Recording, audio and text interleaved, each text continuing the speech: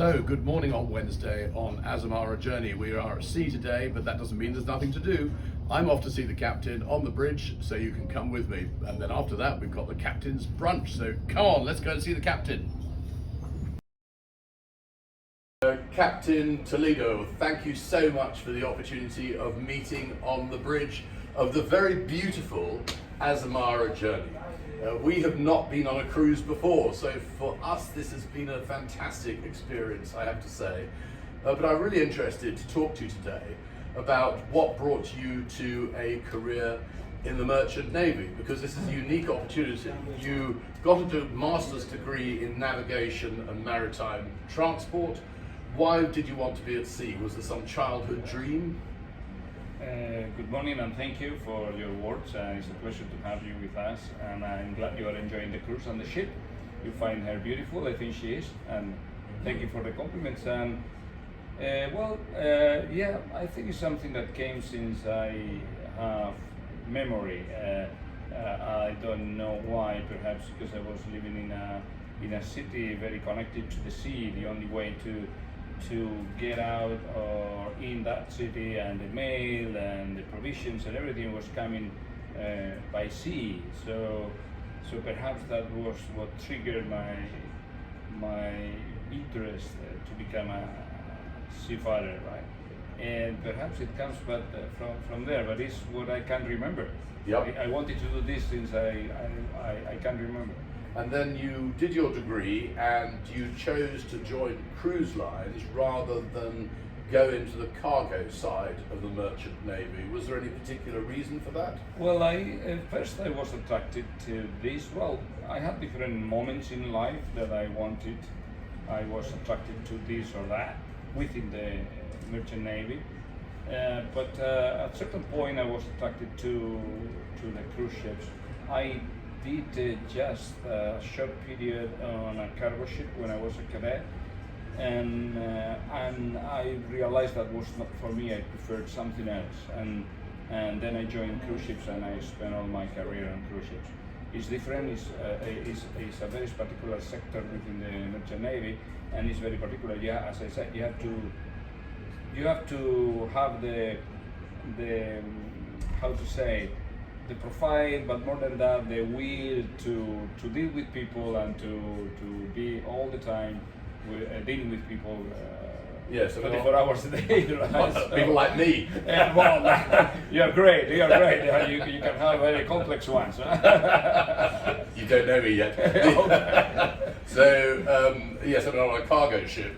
My grandfather, in fact, was the first ever foreigner allowed into membership of the Baltic Exchange, the shipping exchange in London. He was a Dane, and he worked for the East Asiatic Shipping Company. And so his ships would travel the world, but of course the captain only had the crew to worry about. He didn't have to worry about all the passengers, and you're right, it requires hospitality skills as much as anything, I think, to be on a cruise ship. Hospitality, public relations, and yeah, you have to like to deal with people and be engaged with people all the time. Some seafarers say that the problem with the passenger ships is that it's a cargo that speaks. So, and on cargo ships, the cargo does not say anything. So some people prefer that. I remember having a chief officer from tankers as guest on a ship, and I invited him. He came to me and said that he was in the business with tankers, and I invited him to the bridge, and he came, and when he saw those times the people could come to the maneuvers in and out, and when he saw how we deal with things on a passenger ship, he said, this is not for me. So yeah. He said, I'll go back to my tankers, I'm not interested on this. So it's a different specialty, it's a different sector, and you have to like it, and you have to have the skills, or more than the skills. Each one has to have skills for whatever, but the profile, better said, to take that sector as a career. Right? Yes, and so you started as a cadet, and then your profile, you went up through the ranks. How long did it take you to do each step in your career? Depends. like everything in life, depends on circumstances, a little bit of luck here, your dedication and your professionalism help, obviously. So all together depends. But I became captain in 2005. I assumed the command in 2005, and I started cruise ships. Let's say in 90 something, 97, 98. So. Right. Yeah. So there's a fast promotion. Yeah, I can say I could say yes. It was fast. I think I did my part and a little bit of luck here and circumstances. So it's very reassuring for me as a passenger to have somebody who's been recognised for their accelerated competence. So, why should younger people, graduates and school leavers, why should they consider a life in the Merchant Navy? Do you think?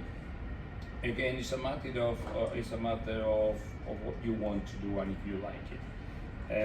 I can speak only about the passenger ships. My experience on the other part of the Merchant Navy is very limited, so I don't want to speak about something that I don't know. What I can say is I love this job. I like it very much. First, I like to interact with people. I enjoy that, and I think it's very rich to meet different people continuously every single cruise, every different day. You meet new people, and I like that. But also I like the organization. The job itself, as such, it demands a lot. It's a lot of work. It's a lot of things, but I like it. And then together with that, you have the opportunity to travel and visit the world. As a cruise ship, you go always to the nice places. You get good docks, etc., etc. And it's interesting to travel and discover the world. Right? And you did a trip on behalf of Christopher Columbus, or you were doing something in the Naval Reserve. What was that about? Well, I always say that I did the Christopher Columbus trip, but then I have to clarify that was not that time. Otherwise, I would be too old, right? Just a little. So I did in the 500th anniversary of the discovery of America. There was an expedition to study the navigation and the life in the 15th century, and in particular, in general, and in particular, to test and understand how those ships, the Christopher Columbus fleet, was designed and was working, etc. And so this expedition took place, and I was chosen, and I was part of it for 2.5 years. So I had the opportunity to live like Christopher Columbus. On a replica ship? Yes, yeah. Exactly. We rigged the ship with our own bare hands, with the tools of the 15th century, and so on. And we wore the materials, and everything on board was copy paste, or as close as possible with the knowledge that we have in hand. Because I'm not going to go in this because but the naval construction in the 15th century, there were no books. It was verbally transmitted, so it was very difficult to get designs and information, accurate information on the ships.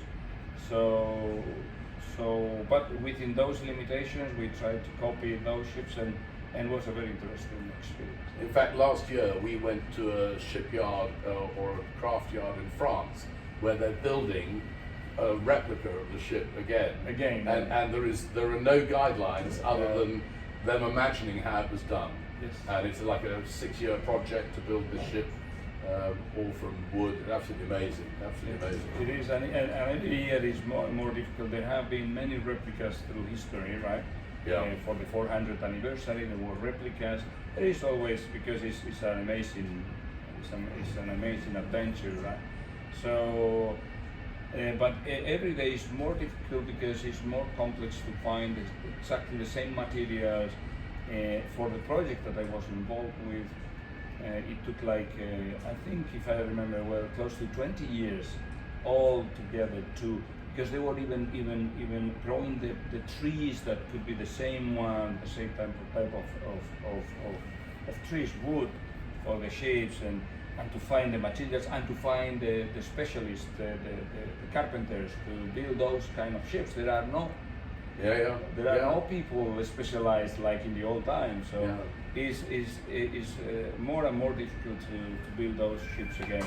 Do you think people can make a mid-career change to go and be a merchant seaman after they've done something different, or is it really something you have to enter as a graduate or school leaver? Well, you can start later after other things, but first of all you have to go through university, right? Yeah. So that takes time. But second, I come back, I speak again only about the sector that I really know. To understand how a passenger ship works, you need to go through all the positions. It's a very specialized industry, and you need to understand all inside out, right? So you need to go. You cannot. It's very difficult for captains from a tanker. Probably the same for me to go to a tanker, but a tanker captain to come here to understand how this works is extremely complex, right? And so you need to go through all the paths. And I can't help but take this opportunity to ask you, why should people cruise with Azamara? Because we are the best. You tell me. Well, first of all, I think our itineraries are very particular, because we go. The size of the ship is ideal to go everywhere. You have limitations, obviously, but not many. So you can discover many places. We can go to River up Sevilla. For instance, that is very narrow. We are the biggest ship going there. Name it. We go to places where bigger ships can go. So the amount of guests is not too small. It's not too big. So it's a good atmosphere. If you want to get to make friends, you can make them. If you want to be a little bit independent, you can also. It's up to you. Yeah. You have that opportunity because of the size of the ship and the number of people, and then because of the ambience on board, I think.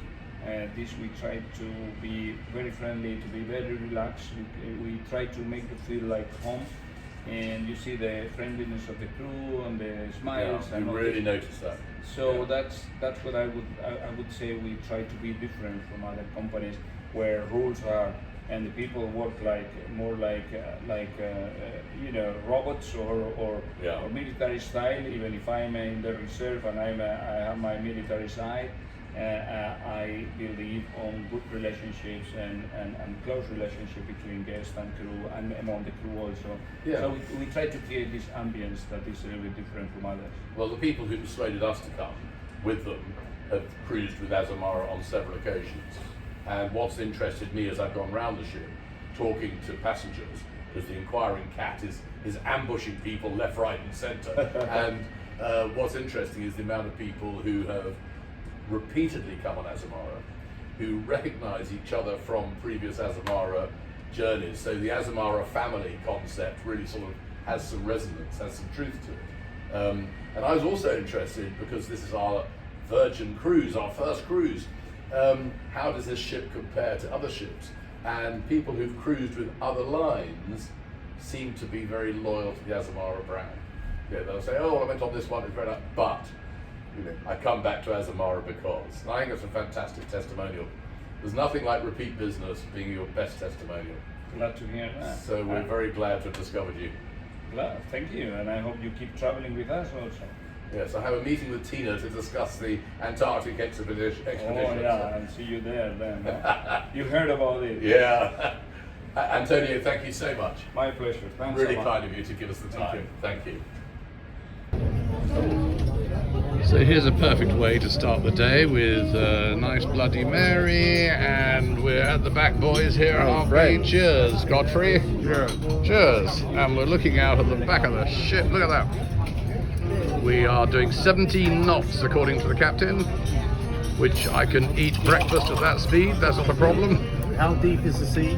I didn't ask him that, but we haven't run aground. That's the good news.